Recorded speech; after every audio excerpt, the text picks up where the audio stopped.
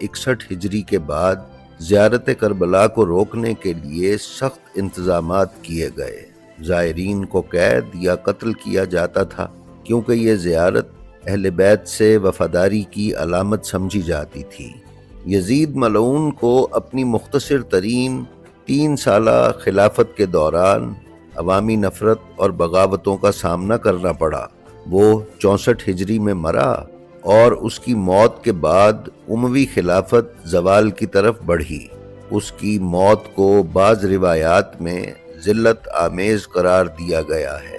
پھر حجاج بن یوسف نے، جو اموی گورنر تھا، کربلا جانے والوں کے خلاف باقاعدہ احکامات جاری کیے۔ اس نے زائرین کو سزائے موت دینے کے علاوہ مزارات تک رسائی کو محدود کیا اور عوام میں خوف پھیلایا۔